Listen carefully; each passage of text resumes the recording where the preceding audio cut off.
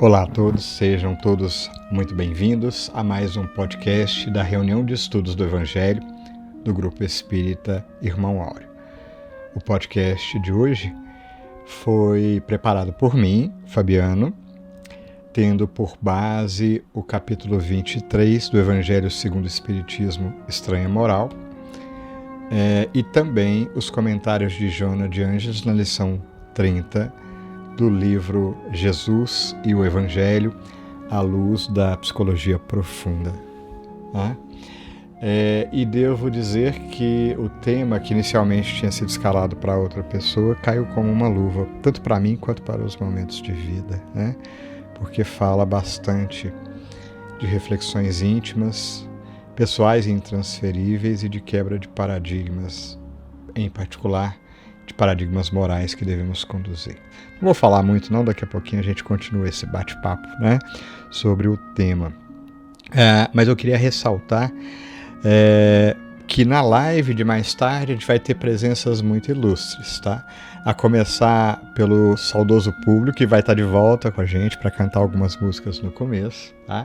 E na discussão a gente chamou para participar conosco, além do Ítalo, a Alana Márcia e a Dorcas. A gente vai desenvolver lá um bate-papo bastante espontâneo, procurando aprofundar o tema com outras visões, com outras opiniões, enfim, enriquecendo aí as possibilidades de estudarmos um pouco mais a fundo o Evangelho, tá?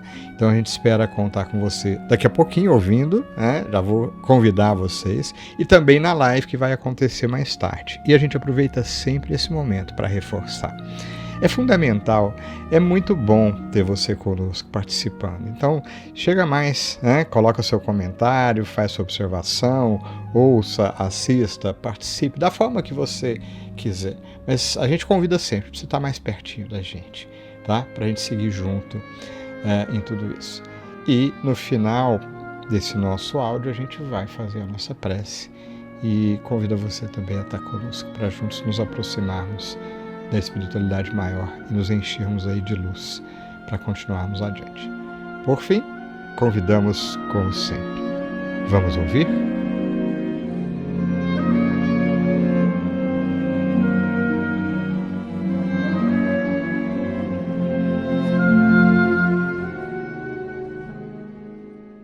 Olá!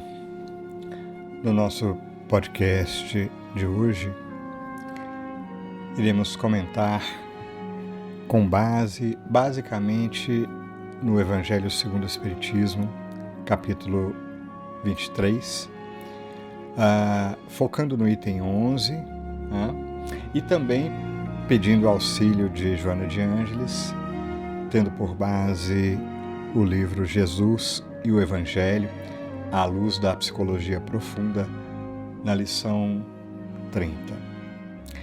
E no capítulo do Evangelho, tanto quanto na lição proposta por Joana de Ângeles, o início se dá com a caracterização do contexto social e religioso da sociedade à época de Jesus, em particular a sociedade judaica, posteriormente com a vinda do Cristo. Ela se embasa, tanto quanto Allan Kardec, nas suas observações, no capítulo 10. Em particular, a gente vai focar hoje o versículo 34, o início desse versículo. E quando descreve o evangelista Mateus, a seguinte fala de Jesus: não penseis que eu tenha vindo trazer paz à terra. Então, tomamos alguns tópicos da lição de Joana de Ângeles, que também estão expressas, volto a dizer, por Kardec, mas Joana é mais pontual. E aí vamos começar com uma contextualização social, da característica da sociedade. À época de Jesus, ainda não existiam conceitos éticos tão estruturados como temos hoje. Vale notar que a própria sociedade, as sociedades todas da época, em particular a judaica, ainda não tinham uma estrutura muito clara dos conceitos que hoje já temos com a evolução social de toda a humanidade. né? Então aí existe uma diferença dos dias de hoje.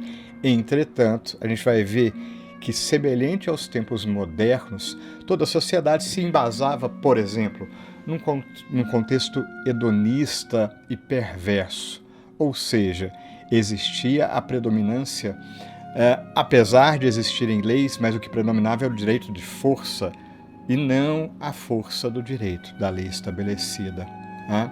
Tanto quanto como hoje, o destaque era para personalidades impiedosas, violentas e dominadoras no grupo social, né? Então, quanto mais força, mais dinheiro, mais predominância e maior destaque, né, mais se tinha à luz dos holofotes da sociedade. Coisa que a gente vê o fenômeno se repetindo hoje em dia, né? A gente adora assistir, por exemplo, uma polêmica entre celebridades famosas que têm dinheiro e que lançam aí os comentários nas redes sociais, né? E aí a fala nossa é muito comum. Todo mundo adora um barraco. Virou até programa de televisão, tá? No vínculo social familiar, por exemplo, era muito comum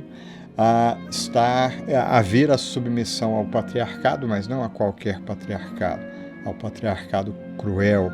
Então a lei da força muitas das vezes também predominava em casa, com a mulher sendo submetida a uma condição muitas das vezes subhumana. De forma geral, então, todos os interesses giravam em torno de posse, estabelecendo então um mecanismo social egóico. E aí destacamos, né, qualquer semelhança com os tempos atuais não é mera coincidência, porque a gente observa que, se evoluímos em diversos aspectos e ressaltamos algumas diferenças, em outros aspectos, em particular do ponto de vista moral, ainda permanecemos com enormes desafios. Então a gente observa que, apesar das diferenças que ressaltamos, a base da sociedade girava em torno dos interesses da posse. Como se todos os mecanismos fossem estruturados para preservar um mecanismo egóico e manter as paixões no nível não apenas instintivo, mas acelvajadas, né? Se aproximando do animal. De certa forma, essa ainda é uma semelhança com a sociedade atual, ainda que diferente nas formas, no desenvolvimento tecnológico.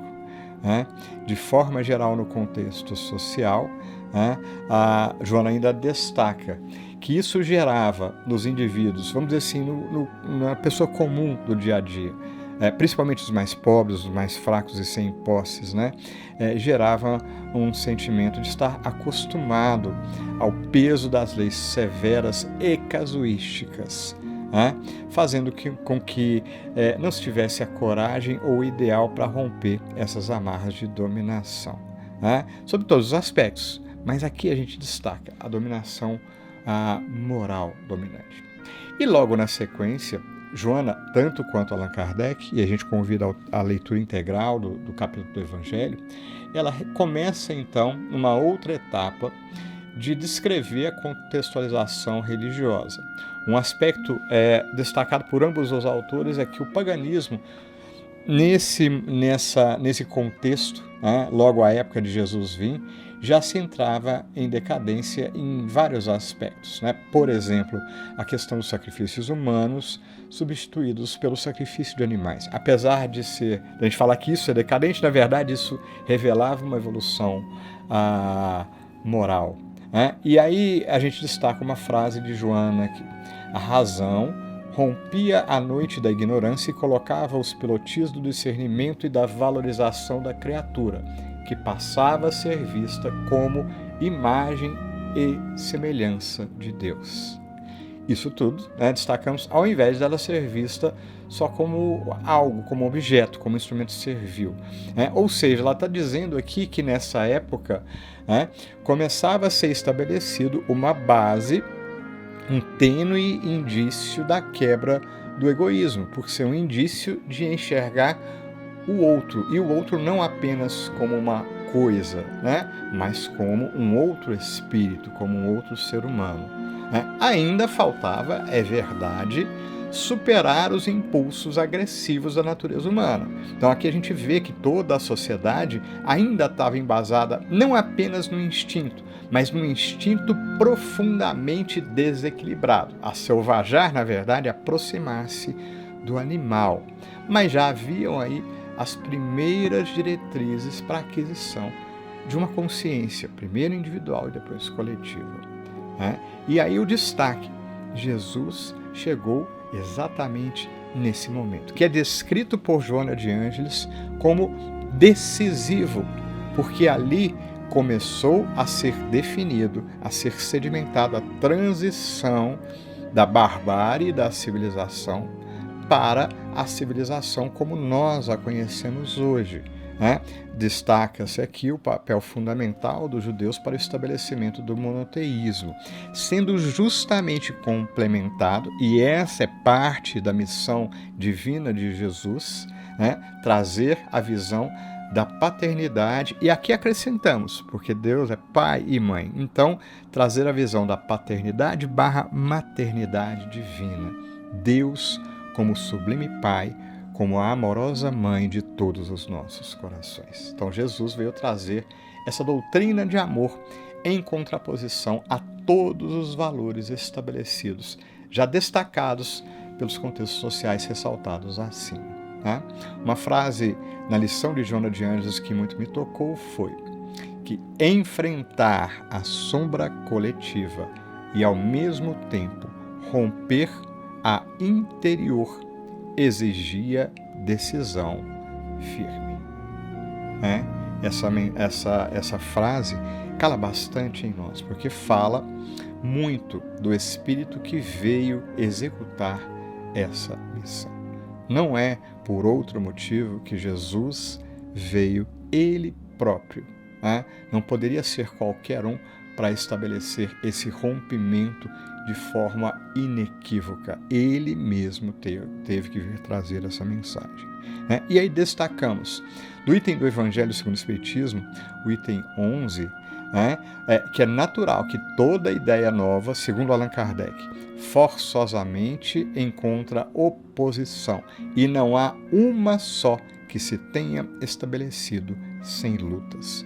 O que a gente vai discutir exatamente aqui é qual a natureza da luta proposta por Jesus, ou seja, qual a natureza da espada trazida pelo Mestre.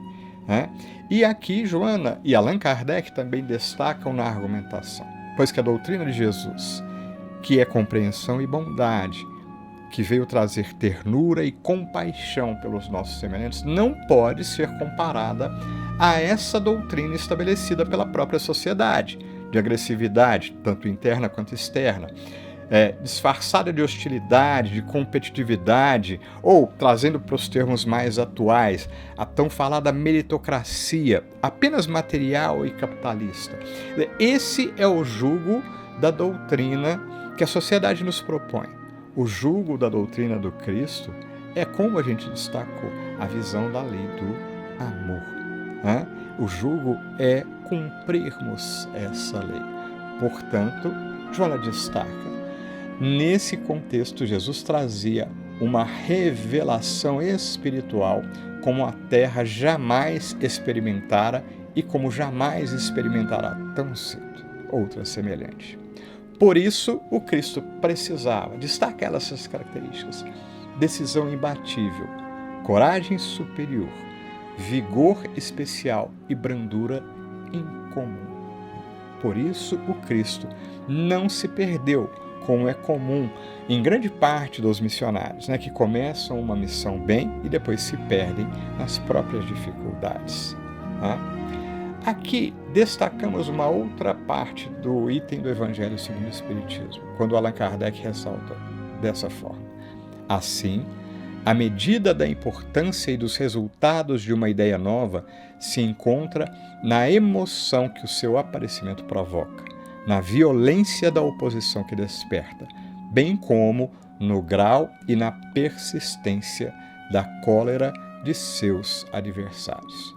Aqui temos a medida exata de toda oposição que se estabeleceu na época, que se estabeleceu nos tempos subsequentes, até mesmo chegando à idade contemporânea, e que ainda permanecem nos dias atuais. Pois que o objetivo do Cristo não era outro senão apresentar o que se pode caracterizar pela quebra de paradigma como uma nova e estranha moral aos nossos corações. Mas aí se impõe um desafio: como romper com as estruturas vigorosas do passado da sociedade, e aqui também destacamos do nosso próprio passado, porque a gente tem estabelecidos por condutas que se repetem essas estruturas que fazem parte de nós, que não são condizentes com o que a consciência fala como correto, mas que estão em nós e que precisam ser trabalhadas. E aí a gente observa que entra exatamente o conceito da espada. Porque uma espada pode ser um instrumento de luta, foi criado por nós como instrumento de luta. Mas aqui, e Joana de Ângeles destaca bem isso, a espada pode ser, através do seu fio, o fio da navalha, o fio da espada, também pode ser utilizado como um instrumento que separa uma proposta de outra, a proposta da mentira contra a da verdade, a proposta do que Joana de Ângeles chama da usurpação ignóbil, separando da proposta da conquista honrada do ponto de vista moral. Então Joana de Ângeles destaca, consoante o que Jesus veio trazer, que ele não estava falando da espada que guerreia, que é o mais comum da gente ver, mas ele falava da espada traduzindo exatamente a apresentação dessa estranha moral que nos convida à separação, à quebra de paradigmas, da forma de pensar, da forma de sentirmos, da forma de encararmos. Então, a ideia é que nós, ao nos propormos a seguir o Cristo, utilizemos da espada moral, porque muitas das vezes utilizamos em outras situações, e os opositores também usam, da chamada espada real. Hoje não tem mais guerra de espada, mas a gente pode olhar para vários instrumentos que vão se refletir na nossa vida e na materialidade. Quando, por exemplo, utilizamos de intriga para matar iniciativas e possibilidades, para semear calúnia e difamação, para postar coisas que não são verídicas. E aí é que a gente poderia, então, buscar N outros exemplos dessa espada real, que é utilizada não para separar questões morais, mas para continuar guerreando. Não é dessa espada que Jesus fala. E destacamos outra frase de Joana que nos fala disso e que nos tocou. Ela dizia assim: ele sabia que o sacrifício é mais poderoso do que o comando de um exército equipado para matar. Vivemos tempos em que a gente imaginava que a guerra era uma questão distante, e estamos sendo colocados diante da guerra real batendo às nossas portas. Então, Jesus vem nos chamar a atenção para as batalhas que vivemos todos os dias, falando que a resistência à oposição, do que está estabelecido, do status quo, ela é natural e momentaneamente pode parecer mais numerosa, além de ilusoriamente mais forte. Mas o que Jesus nos conclama é a resistência moral, como a gente ressaltou. E aqui a gente fala, muitas das vezes, essa resistência, essa oposição também pode surgir entre corações próximos e queridos. E não raro, nós podemos nos enganar e nos opor a coisas que são boas. Então, aí sim ocorre com mais clareza a necessidade do exercício da utilização do fio da espada que separa. É preciso refletir, é preciso estudar e estudar-se, tomando consciência dos caminhos que se aproximam do momento de decisão. Do que a gente quer fazer no dia a dia, do que realmente a gente precisa fazer. E é justamente nesse sentido em que Joana comenta. Por isso Jesus falou, eventualmente, pais, filhos, cônjuges, irmãos, espíritos com relações próximas, quando tomam decisões diferentes, principalmente decisões morais, diante da situação que se apresentam, indubitavelmente vão ter momentos de separação. Vale lembrar, temporária, porque da mesma forma que ocorre a separação por decisões diferentes, quando todos buscarmos retomar o caminho do bem, que é único, inevitavelmente voltaremos a nos aproximar. Por isso, Joana de Ângeles, então, finaliza esse capítulo ressaltando que quando a sombra ceder lugar aos conhecimentos dos legítimos valores humanos e sociais, a mesma espada que separa é a mesma que trará a união entre os corações. Aqueles que permanecerem insistindo no esforço da iluminação interior e aqueles que retornarem ao caminho. Nesse instante, a mesma espada nos aproximará. Portanto, ela diz, a espada, por fim, favorecerá a verdadeira paz. E aí ela diz, ela qualifica, não é qualquer paz. A paz dinâmica e gloriosa que é conquistada com a espada flamejante da autoconsciência que dilui a sombra teimosa. Percebemos assim, corações queridos, então, caminhando para o final dessa nossa reflexão, o quanto de trabalho ainda há por realizar nos mecanismos sociais, mas esse trabalho começa, e aí a proposta do Cristo para todos nós, começa com cada um de nós buscando realizar em si mesmo esta proposta que Jesus nos traz, através da reflexão, através do estudo, através da busca por implementarmos várias decisões conscienciais no nosso dia a dia, nas nossas atitudes, no nosso proceder, nas nossas palavras e na busca do nosso sentimento. O trabalho é imenso. Jesus continua com a sua proposta. E ressaltamos, num item mais para frente, não necessariamente no item 11, mas a gente percebe o quanto que o coração amoroso do Cristo, espelhando o amor infinito de Deus, nosso Pai, nos quer bem, porque Ele ainda propõe, e é justamente aqui que Ele propõe, dizendo assim, eu vos enviarei o Consolador, o Espírito de verdade, que virá restabelecer todas as coisas. E aí comenta Kardec, isto é, que dando a conhecer o sentido verdadeiro das minhas palavras, que os homens mais esclarecidos poderão, enfim, compreender. Então, destacamos aqui que o Cristo continua agindo e trabalhando. Não importa quão difícil as coisas nos pareçam, mas isso gera em nossos corações esperança que pode e deve nos impulsionar adiante, seja nas lutas individuais e interiores de cada dia, seja ao olharmos para as notícias que parecem tristes, que parecem nos mostrar as maiores dificuldades do ser humano, mas Jesus, junto ao Consolador prometido, continua sempre ao nosso lado, nos inspirando e nos impulsionando adiante, hoje e sempre. Que aproveitemos essa mensagem de esperança, essa luz que não cessa para trazer a cada instante aos nossos corações uma nova perspectiva, um novo sentimento e nos levantarmos todos os dias ao acordarmos e podermos dizer graças a Deus por um novo dia repleto de oportunidades.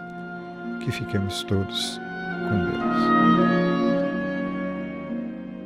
E em nosso momento de prece de hoje, nos inspiraremos na poesia de Alta de Souza, Caminho Adiante.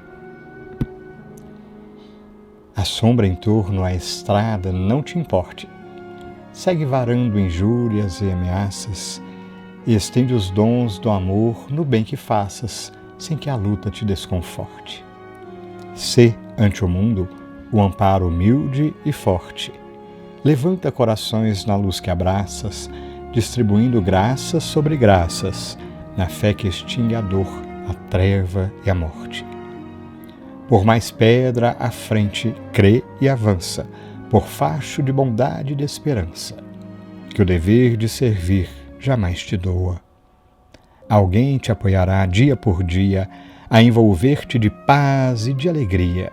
Esse alguém é Jesus que te abençoa. E então, mestre amigo, já nos sentindo envolvidos pelas tuas doces vibrações, após as reflexões do Evangelho e abençoados pela arte da poesia, nos achegamos a Ti, Jesus, uma vez mais, e te rogamos, Jesus, nos auxilie em todo o processo da íntima transformação. Ajuda-nos a buscar, no exercício da humildade, reconhecendo nosso real e devido lugar em toda a criação. E ainda assim, Jesus, acolhendo todas as nossas dificuldades, dores, possamos prosseguir contigo, Jesus, aproveitando cada oportunidade que se apresenta, cada momento, cada reflexão, cada situação que a vida nos traga, e nos lembrando sempre do teu exemplo magnânimo, Jesus, que caminhou e caminha sobre a terra, amparando a todos, inclusive aos nossos corações. Te rogamos a proteção, não apenas para nós, mas para todos os corações que estão ligados ao nosso. Graças te damos, que assim seja.